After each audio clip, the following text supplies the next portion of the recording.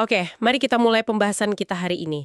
Kita punya satu sumber yang unik banget, sebuah berita singkat dari tribuntimur.com, isinya tentang pemusnahan barang bukti oleh Kejaksaan Negeri di Palopo, Sulawesi Selatan. Sekilas, ini kedengarannya kayak prosedur hukum yang ya membosankan kan? Betul. Biasanya ini hanya jadi berita formalitas saja. Sangat standar. Tepat. Tapi misi kita hari ini adalah membongkar daftar barang yang mereka musnahkan itu. Atas yang bisa kita pelajari tentang denyut nadi kejahatan di sebuah kota hanya dari daftar barang sitaan. Oh, ini menarik. Karena disinilah bagian yang jadi sangat menarik loh. Daftarnya itu, campur aduk. Ada narkoba tentu, tapi ada juga samurai. Dan lesung kayu. Wow, kombinasi yang sangat tidak biasa. Nah, mari kita bedah. Laporan ini menyebutkan pemusnahan terjadi hari Rabu 17 Desember 2025 di halaman kantor kejaksaan. Dan yang penting, acara ini dihadiri oleh seluruh unsur Forkopimda. Forkopimda itu kan forum komunikasi pimpinan daerah. Betul. Jadi, bayangkan saja, semua petinggi kota ada di sana. Wali kota, Kapolres, Dandim. Ini menunjukkan acaranya bukan sekedar bersih-bersih gudang. Tapi sebuah pernyataan publik yang serius ya. Tepat sekali. Oke, kita mulai dari yang paling dominan di daftar itu. Narkotika.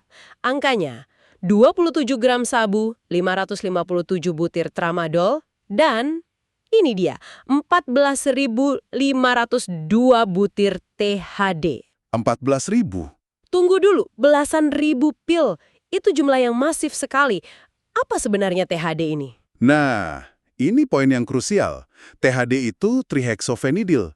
Sebetulnya itu obat untuk penyakit Parkinson. Oh, Tapi sangat sering disalahgunakan karena efeknya yang memabukkan dan harganya murah.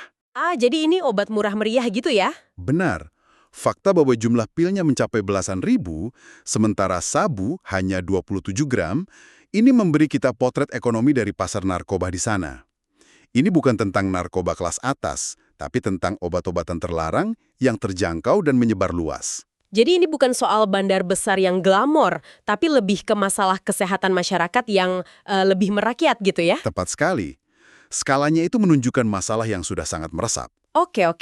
Kalau narkoba mungkin sudah bisa kita duga lah ya, tapi daftar ini jadi benar-benar aneh saat kita lihat barang-barang dari tindak pidana umum lainnya. Nah, ini dia. Di situ ada alat kontrasepsi dan pakaian dalam.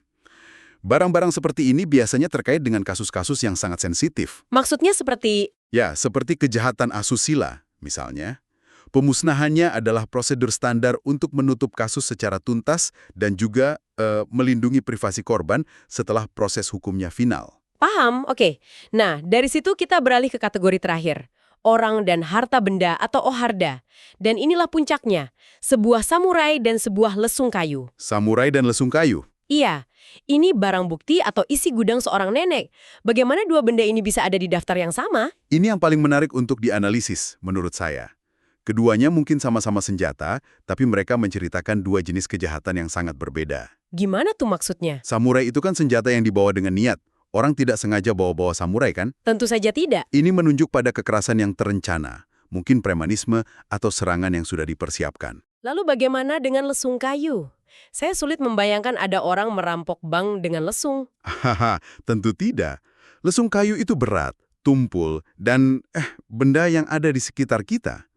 Ini bukan senjata pilihan, ini adalah senjata impulsif. Oh, senjata impulsif. Betul, pelakunya kemungkinan besar tidak berencana melakukan kekerasan. Tapi dalam situasi panas, mereka menyambar benda terdekat yang bisa dijadikan senjata. Wow. Jadi di satu sisi kita punya kejahatan terencana, yaitu samurai. Di sisi lain ada kejahatan impulsif dengan lesung kayu. Dua cerita psikologis yang berbeda dari kota yang sama. Itu sudut pandang yang luar biasa. Jadi, semua ini terangkum dalam angka yang diberikan Kepala Kejari, Signore Di Beniratak.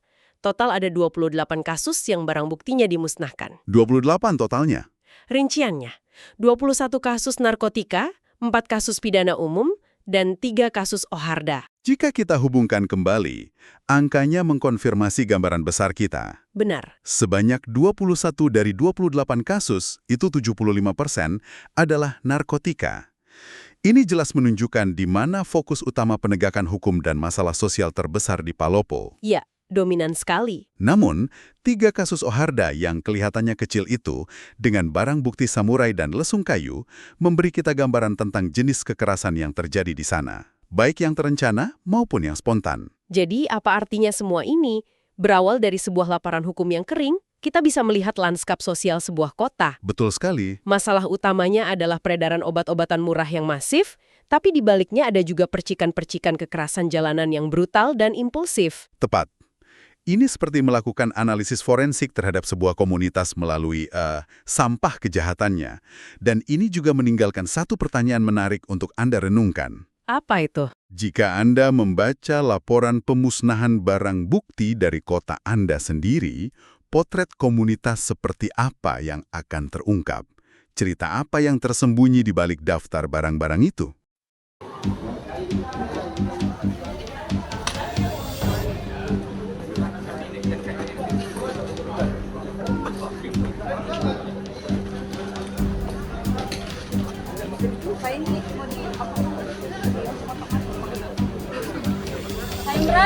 Pak Imran, samurainya digurin dah.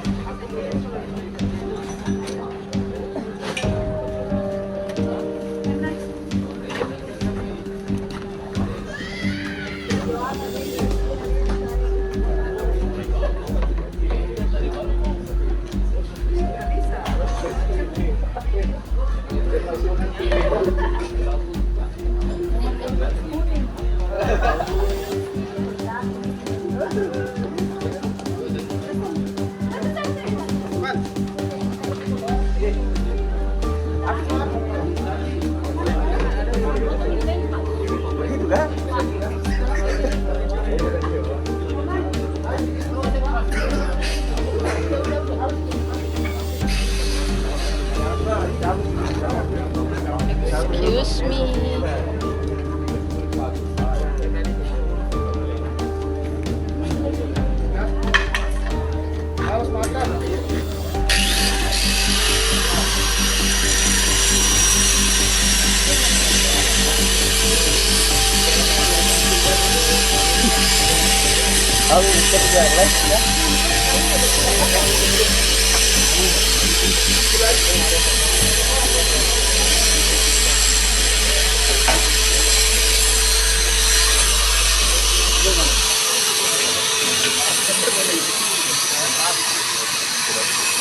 Ada yang mau dimakan sudah? Tidak, Pak.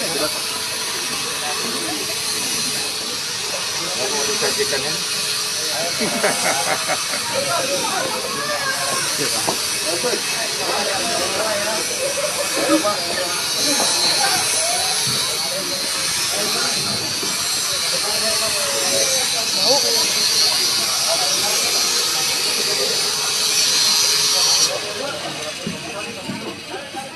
Download Tribun X sekarang, menghadirkan lokal menjadi Indonesia.